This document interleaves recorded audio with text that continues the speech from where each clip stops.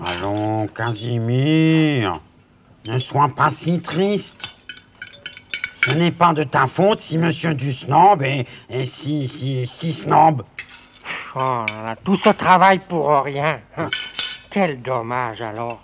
Et pourtant, quelles entrées, n'est-ce pas? Du haddock farci à la groseille. Quel délice. Tu as aimé? Oh, c'était délicieux, Casimir. Peut-être un peu sucré. Et Monsieur Dusnob, lui, n'en a mangé qu'une toute petite cuillerée.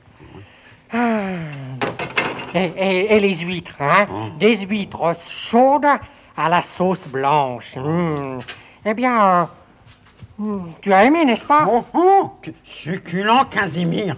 Peut-être pas tout à fait assez salé. Oui. Et Monsieur Dusnob, lui, a prétendu qu'il était au régime sans sel. Enfin. Et le dessert, hein? Quel dessert extraordinaire, hein? Une crème glacée, arrosée de crème meringuée, avec un peu de crème fouettée et une grosse couche de crème fraîche. Quelle merveille! Tu as aimé, n'est-ce pas? Extraordinaire, Casimir. Il manquait peut-être un zeste de citron. Eh bien, Monsieur Dusnob, lui, a demandé un yaourt. C'est affreux d'être si snob. Je n'oserais plus jamais inviter personne à déjeuner. Cela vaudrait mieux. Ils seront bien punis. Mais moi, tu m'inviteras. Ah, bah toi, c'est pas pareil. Bon, tant pis. Qu'est-ce que tu dis? Oh, je disais, c'est gentil. Ah bon, ouais. Ceci dit, c'est quand même triste de déjeuner tous les jours, seuls, tous les deux. Oui. Mais alors, invite les autres. Mais ils n'aiment pas ce que je fais. Trouve une idée nouvelle. Ah bah oui, mais je ne connais pas beaucoup de recettes. Attends, je crois... Attends, voilà. Oh, j'ai trouvé. Quoi? J'ai trouvé. Tu vas leur préparer un repas chinois. Chinois? Mais je n'y connais rien. Non, mais dans mon livre, Les mystérieux Pékinois de Hong Kong, on explique tout sur la cuisine chinoise. Invite tous les amis et je vais te dire ce qu'il faut faire. Ce sera un repas qui marquera dans l'histoire de l'île, je t'assure. Je suis sûr que Monsieur Dusnob sera le premier enchanté. Ouais. Très bien. Ah, Julie, François, j'ai du courrier pour vous. Oh, chic, c'est peut-être une surprise. Ah, tenez. Merci. Donnez vite, facteur, vite. Oui, attendez, voilà. Hop, merci. Ça ressemble à une invitation. Ah, c'est une invitation à dîner de Casimir. Ah oui, évidemment, les invitations à dîner de Casimir. Enfin, ça fait rien, nous irons avec plaisir. Bonjour mes très chers amis. Bonjour. Bien pour moi mon cher Émile. J'attends une commande presque ferme de tous mes tableaux pour une superbe exposition à New York. Je n'ai rien venant de l'étranger. Non, Monsieur Dusnob. Aïe. Oui, enfin. Il y a tellement de lettres qui doivent se perdre, vous savez. Comment? Vous osez? Ah, mais non, Monsieur Dusnob, pas une. Vous m'entendez? Pas une seule. Je dirais même que c'est plutôt le contraire. Si j'ai bien compris, mon cher Émile, vous distribuez plus de lettres qu'il n'en est envoyé. Oh, mes amis, je vous en prie, retenez-moi. Non, Je vais faire un malheur. Ah, oui. Du calme, facteur, du calme. Quant à vous, Monsieur Dusnob, je ne comprends pas ces allusions injustifiées. Pardon, mon cher Émile, pardon. Je me suis mal exprimé. Ah. Bon. D'autant plus que j'ai une lettre pour vous. Attendez. Une invitation. Ah, cela prouve que dans les milieux chics, on ne m'oublie pas. Nous avons la même. Vous avez la même. Bon, voyons. Une invitation pour dîner chez Casimir. Je ne suis pas libre. Monsieur Dusnob, vous ne connaissez même pas la date? Je suis en ce moment presque jamais libre, quel dommage. Écoutez, Monsieur Dusnob, vous n'avez même pas lu. C'est une invitation à un repas chinois. Chinois? Mais ça change tout. Enfin, pour les gens de ma qualité, c'est un devoir que de goûter à la cuisine internationale. C'est pour quand? C'est pour tout à l'heure. Pour tout à l'heure, mais je vais pas manquer ça. Bon, alors à tout à l'heure, un repas chinois. Je vous promets même une surprise. Vous avez bien de la chance d'être tous invités. Hein. Pas vous, facteur? Ça m'étonne. Je ne sais pas.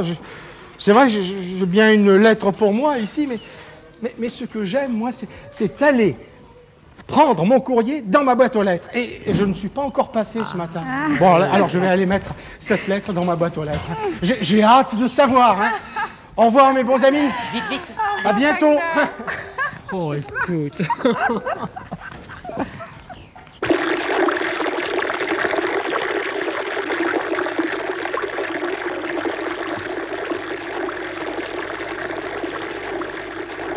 Oh. C'est beau un jet d'eau quand ça jaillit, hein? Ah ben, si ça ne jaillissait pas, et ce, grâce à la pression, ce ne serait plus un jet d'eau. Ah oui? Et qu'est-ce que ça serait alors? Ce ne serait plus un jet, ce serait de l'eau qui coule comme ça. Ça ne serait plus un jet du tout, du tout? Mais non, un jet non jaillissant n'est plus un jet, voilà. Ah. Et c'est reposant de regarder un jet d'eau comme ça qui jaillit et qui murmure, hein? Ce n'est pas le jet qui murmure, c'est l'eau. Ah bon? Alors, Sans oui. le jet? Mais non, grâce au jet qui alimente le petit bassin en eau, et comme il y a tout le temps de l'eau qui arrive, il faut qu'il y ait tout le temps de l'eau qui s'écoule, et c'est ce qui fait que l'eau murmure, voilà. Mais dis-moi, on peut s'acheter un jet d'eau comme ça? Ah ben évidemment. Mais il est livré jaillissant. On doit drôlement se faire mouiller pendant le transport, hein? Mais non, il faut d'abord le brancher sur un robinet, et c'est seulement à ce moment-là que l'eau jaillit. Oh, elle jaillit de joie? Mais pas du tout, Tomba, c'est une loi naturelle. Quand on ouvre un robinet, l'eau part toujours en l'air. Ah non, pas toujours, hein? Pas toujours. Chez moi, quand on ouvre le robinet, l'eau part toujours vers le bas. Ouais, mais c'est à cause de la direction. C'est parce qu'il est dirigé vers le bas. Voilà. Ah bon, oui. bon. Et il jaillit toute l'année, ce jet d'eau-là? Ah non, pas en hiver. Et pourquoi il marche pas en hiver? Mais parce qu'il gèlerait, Tomba. Il gèlerait de peur? Mais non, de froid, enfin. Il irait parce que la température descend souvent à 0 degré et que c'est à 0 degré que l'eau gèle. Et même parfois, elle descend en dessous de 0. En dessous de 0 degré? Ouais. Oh. Et parfois, les tuyaux remplis d'eau éclatent en hiver. Ah bon? Ils éclatent de rire? Mais non, Tomba, enfin. Simplement parce que l'eau gèle et l'eau gelant augmente de volume, voilà. Oh là là. Tu es drôlement calé, toi. Hein? Hein? En tout cas, moi, je ne boirai plus jamais d'eau en hiver. Ah ben non. Et pourquoi? Bah, tu n'es pas fou, non? J'ai pas envie d'éclater comme un tuyau, moi.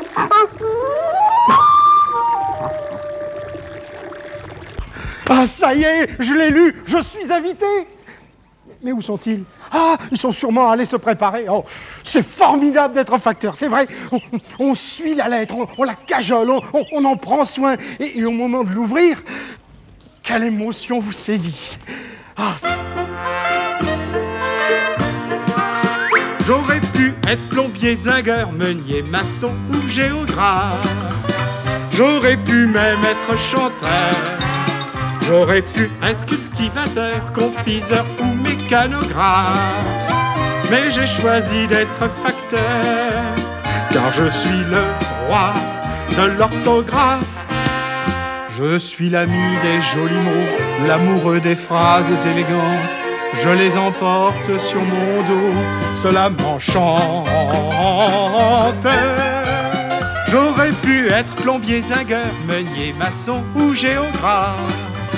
J'aurais pu même être chanteur. J'aurais pu être cultivateur, confiseur ou mécanographe. Mais j'ai choisi d'être facteur, car je suis le roi de l'orthographe. J'aime les lettres bien formées, les écritures gaies et charmantes. Quand l'orthographe est respectée, cela m'enchante. J'aurais pu être plombier, zingueur, meunier, maçon ou géographe. J'aurais pu même être chanteur.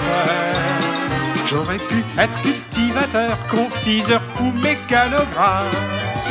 Mais j'ai choisi d'être facteur, car je suis le roi de l'orthographe.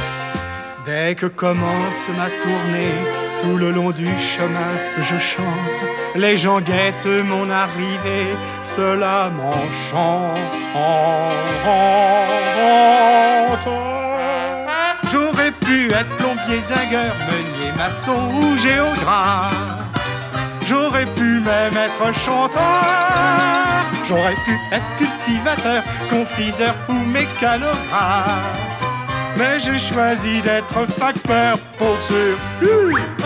Mais j'ai choisi d'être facteur pour sûr. Mais j'ai choisi d'être facteur. Il faut que je m'en aille, il faut que j'aille me préparer. Et je vais leur préparer une surprise.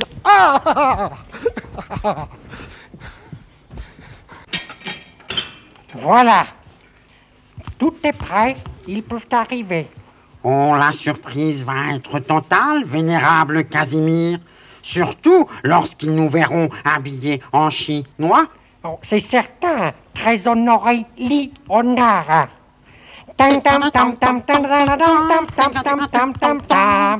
Attention, j'entends du bruit.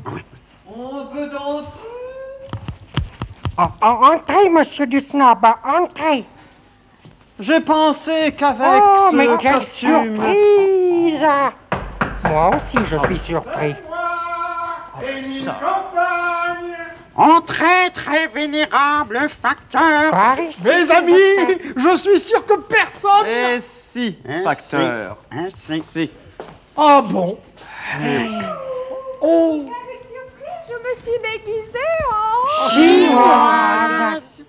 Oh, bah ça alors. Si j'avais su, je serais venue la première. Ça ne fait rien. Allez, mes amis, passons à table. Mais François manque encore et c'est l'attendre. Ah, c'est vrai. Les amis, je peux entrer. Je suis en retard, j'ai voulu vous faire une surprise. Ne faites pas de façon, mon cher ami, vous êtes déguisé en chinois. Alors, une surprise. Avez non, pas du tout, non, je suis pas déguisé en chinois, non. Je suis passé à la réserve de costumes de Lille et tout ce que j'ai trouvé, c'est ce déguisement, oui. Tout ce qu'il y avait de chinois a été pris à... oui, d'accord, oui, j'ai compris. Allez, François, tu es tout de même le seul à nous avoir fait une surprise. Hein? Allez. Bon, allez, mes amis, à table. Oui, le repas est prêt.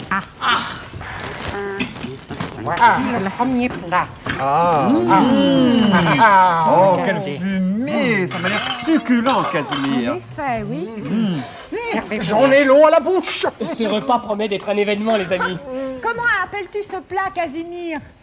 Eh bien, ce sont des ailerons de requin avec du poulet cantonais, de la sauce moutarde et des groseilles. Servez-vous, hein. Oui.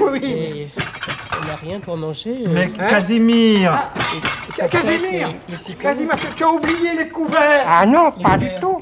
Voici la surprise. Un repas chinois doit toujours se manger avec des baguettes.